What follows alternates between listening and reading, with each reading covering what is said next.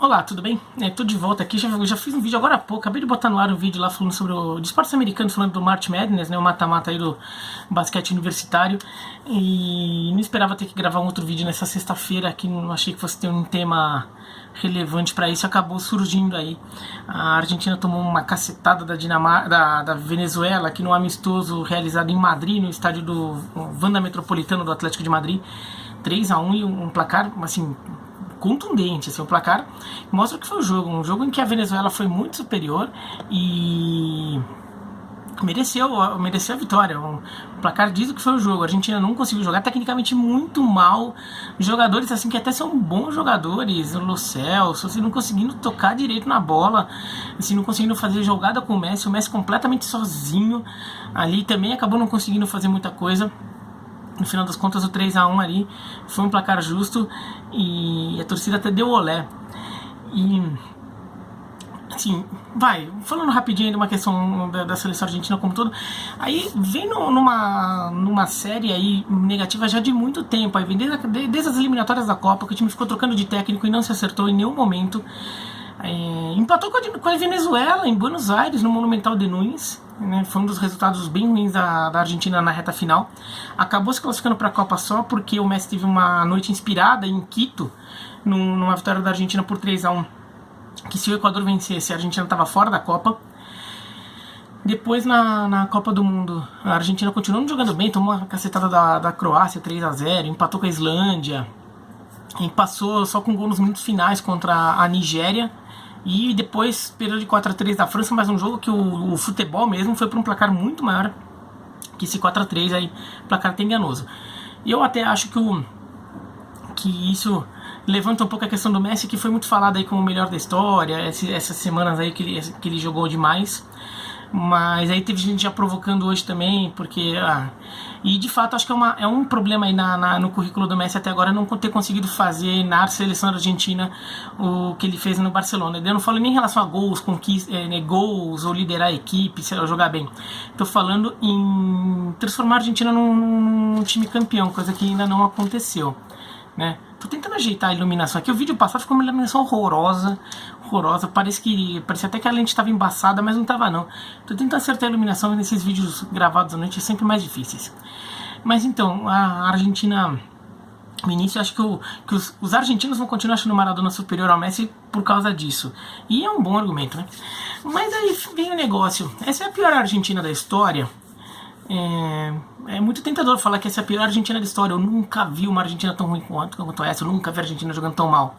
Eu já vi, então vou contar um pouquinho a história dessa Argentina aí. E é uma história que nem termina tão mal pra Argentina aí quanto parece. Mas eu já vi a Argentina jogando pior que isso. A Argentina na Copa de 86, ela foi campeã do mundo e todo mundo falava, o time que era muito Maradona, o time era bem meia boca. Mas tinha alguns jogadores ali, tinha o Valdano, mas assim, de fato era um time bem mais ou menos, né? A Argentina de 86 ganhou muito porque o Maradona tava numa Copa do Mundo absurda. E eu lembro disso, eu era criança, mas eu lembro.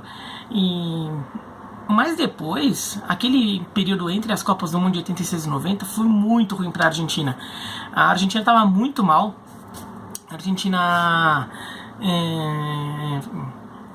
continuou com esses problemas, não estava conseguindo renovar. E chegou a Copa América de 89, disputada aqui no Brasil. A Argentina perdeu a Copa América de 87 em casa para o Uruguai. Perdeu na semifinal para o Uruguai.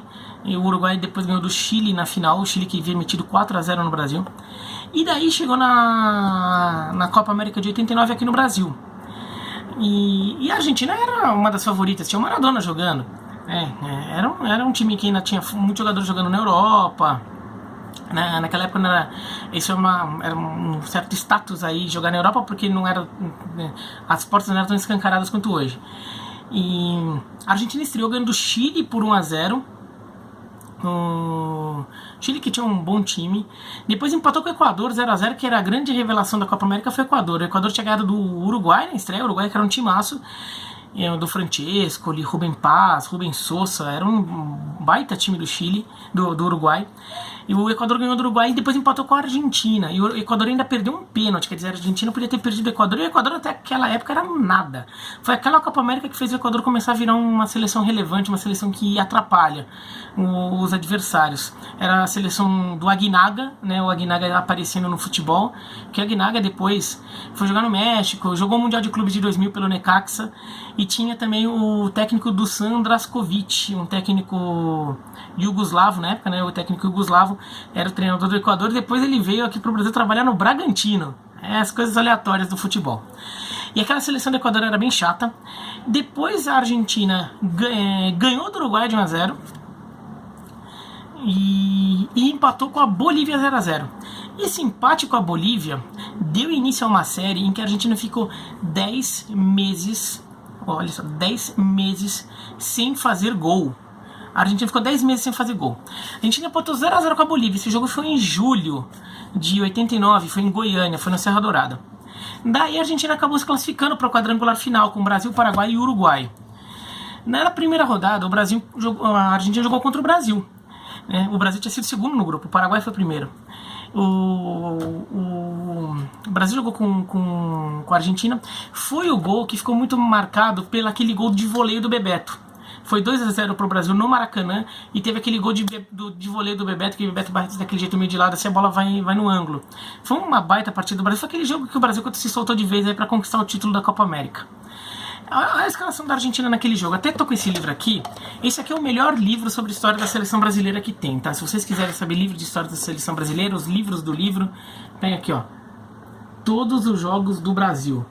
Tem um monte de autor aqui, o Ivan Soter, o André Fontinelli, Mário Levi Schwartz, Dennis Woods e Valmir Storti, tá? Ó, pra ver a capa inteira aqui, ó, tá?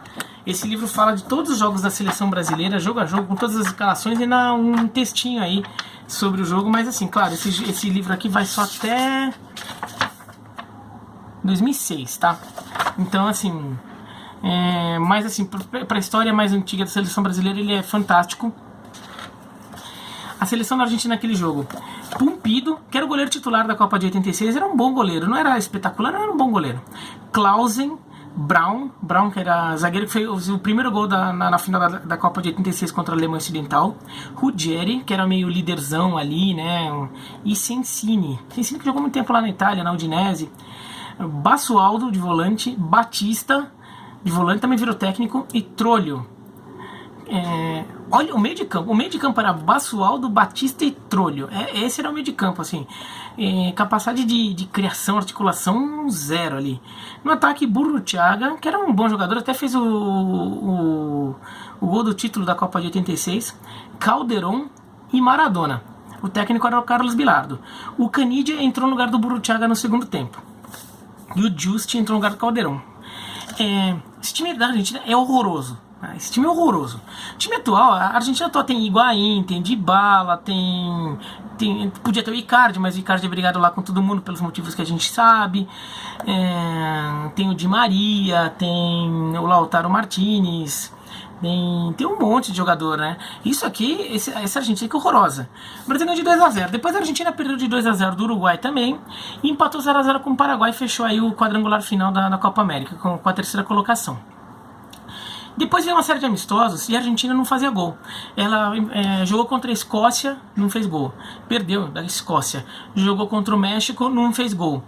E ela jogou contra a Itália, também não fez gol. E ela só foi fazer gol em maio de 90.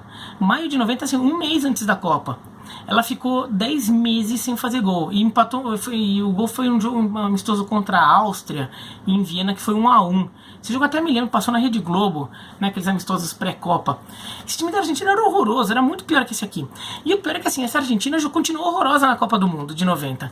Né? Então era um time que assim, não tinha criatividade nenhuma, era o Maradona, mas assim, o Maradona teve uma temporada 89 e 90 no Napoli, assim, assombrosa, fantástica, e levou o Napoli ao título italiano. Mas ele terminou a temporada baleado. Então, chega na Copa do Mundo, o Maradona tá baleado, o Maradona não consegue jogar direito, ele estava claramente contundido. E o time não tinha. O meio de campo era o Maradona quando ajudando ali, mas o Trolho, Batista, Basualdo, o Canide acaba ganhando espaço no time, né, virando titular. Mas não tem muita coisa aqui. E a Argentina na Copa do Mundo jogou muito mal. Só que deu um milagre, uma aberração natureza. A Argentina foi passando. Ela passou em terceiro lugar na primeira fase. Naquela época tinha o terceiro lugar que classificava na repescagem. A Argentina ficou atrás de Camarões e Romênia no grupo. Se classificou em terceiro lugar. Pegou o Brasil meteu 3 bolas na trave, um monte de chance perdida. A Argentina teve 2 chutes a gol. E num deles foi um chute que o Canidia... o Maradona deixou o Canide na cara do gol. O Canide driblou o Tafarel e fez o gol.